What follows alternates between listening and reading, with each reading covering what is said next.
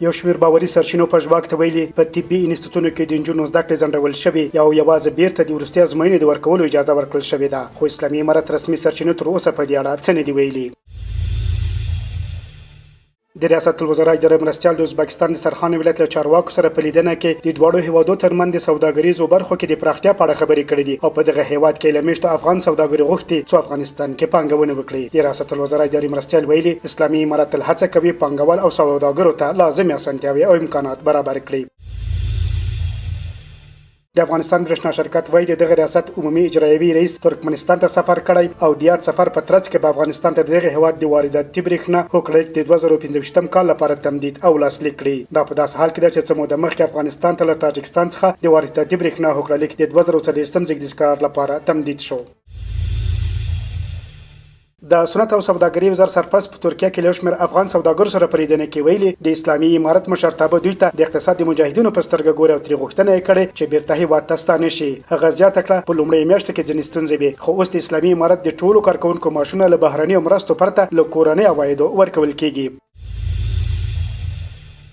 د روسیې د بیړني حالت وزارت اعلان کړی چې د هېواد ولسمشر ولادیمیر پوتین په سپارښتنې افغانستان ته د بشري مرستو 15 جوپه لېږلې ده. د ټاس خبري اژانس د راپور له مخې په یاده مرسته کې 28 ټنه خوراکي توکي شامل دي چې نن سهار په یو الوتکه کې افغانستان ته رسېدلي دي. د میدان وردګو ولایت په سیدآباد ولسوالۍ د مشین کلا په سیمه کې د ترافیکي پیښې له امله یو کس مړ او 15 نور ټپیان شوي دي. د میدان وردګو امنیه قومندانۍ وایي تېره شپه د کابل کندهار په لویه لار یو مازدا او یو کورولا موټر ټکر کړی دی.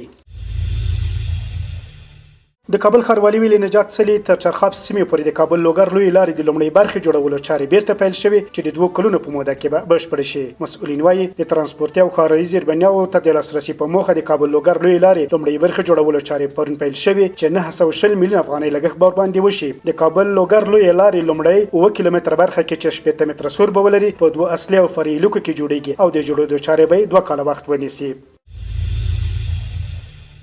او د سویلي کوریا ولسمشر یون سوک یول په دغه هیواد کې د نظامي حکومت له اعلان څو ساعته وروسته له خپلې پریکړې منصرف شوی دی. رویټرز خبري اژانس راپور ورکړی چې د پارلمان د رایو او د مخالفینو له لاریون وروسته د سویلي کوریا ولسمشر اعلان کړی چې د نظامي حکومت پریکړه لغوه کوي. په راپور کې راغلي نوموړي دغه پریکړه د شمالي کوریا له کمونیست پوځ او د حکومت ضد کړنو سره د مبارزې لپاره کړې ده.